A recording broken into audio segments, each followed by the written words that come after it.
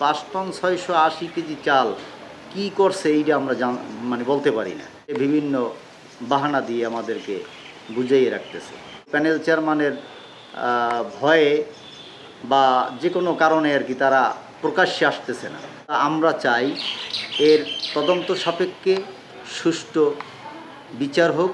চাল যা বিতরণ করছে টোটাল জেলেদের মধ্যে এর বাইরেও চাউল আছে।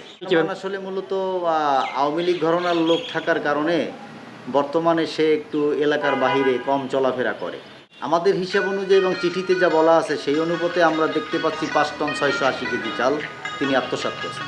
আসসালামু আলাইকুম, আমি রেদওয়ান সর্দার, ইউপি সদস্য 2 নং ওয়ার্ড হেলেনসাবাড়িয়া গ্রাম, 3 নম্বর করইবেড়ি ইউনিয়ন পরিষদ, তালতলী, বরগুনা। বিষয়টা হচ্ছে বিগত 10/4/2026 তারিখ শুক্রবার আমরা জেলেদের মাঝে চাল বিতরণ করছি। তো আমাদের ইউনিয়নে টোটাল জেলের সংখ্যা হইল 765 জন। আমরা জন প্রতি 80 কেজি করে চাল বিতরণ করছি।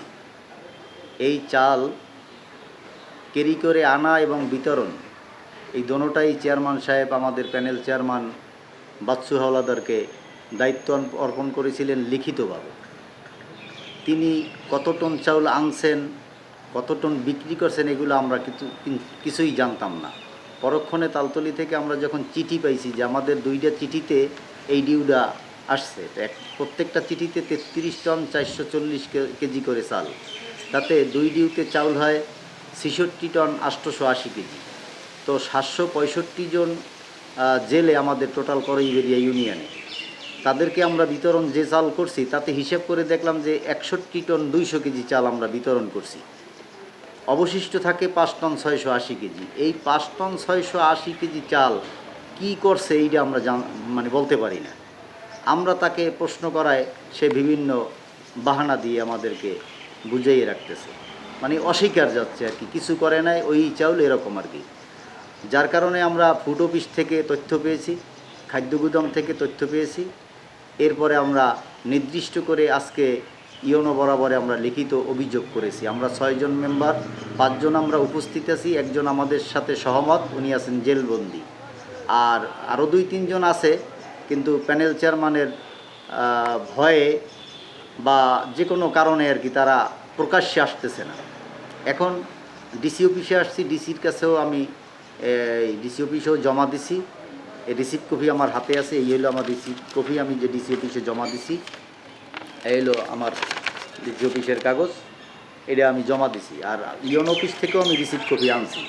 তো এখন আমি চাই বা আমরা চাই এর তদন্ত সাপেক্ষে সুষ্ঠু বিচার হোক। তার বিরুদ্ধে যে আমি অভিযোগ দিছি, আমরা অভিযোগ দিছি, এই অভিযোগ মর্মে তদন্তপূর্বক সত্যতা প্রমাণিত হইলে পরে তার বিচারের ব্যবস্থা করবে। এই চালটা বিতরণ হয়েছে 10 তারিখ, সেদিন ছিল শুক্রবার। তারপরের শুক্রবারের পরদিন যে শনিবার, ওই শনিবার আমরা একটু আশ করছি, অনুমান করছি যে আসলে কারণটা কি। আমাদের মধ্য থেকে শিশির মেম্বার নামক একজন মেম্বার আছে বেহালা 4 নং ওয়ার্ডের করইবেড়ি ইউনিয়ন, পীযূষকান্তি হাওলাদার। উনি আমাকে বলল যে রেদওয়ান, তুমি তো জানো না আসলে এখানে চাল যা বিতরণ করছে টোটাল জেলেদের মধ্যে এর বাইরেও চাউল আছে। এরপর আমরা শনিবার দিন গোডাউনে চলে যাই। সেইখানে যে মহিলা অফিসার আছে তার কাছে জিজ্ঞেস করার পর তিনি বলছেন যে আমার কাছ থেকে সে চাল নিয়ে গেছে। ফুড অফিসে গেছি, ওইখানে যে জহির মিয়া দায়িত্বে আছেন তিনিও বলছেন যে আমার কাছ থেকে এই যে চেয়ারম্যানের প্রত্যয়ন জমা রাইখা সে ডিউ নিয়ে তো চাউল নিয়ে গেছে। আওয়ামী লীগ ঘরানার লোক থাকার কারণে বর্তমানে সে একটু এলাকার বাহিরে কম চলাফেরা করে। শান্তসভ্য মানুষ তো, জয়ঝামেলা পছন্দ করে না, এই জন্য সে তালতলিও খুব একটা বেশি যায় না। কাজে যখন প্রয়োজন হয় তখন সে যায়, কিন্তু এর বাইরে আর যায় না। আর এতগুলো চাল চিন্তা করছে হয়তো বা যে সামলাইতে পারে কিনা না পারে।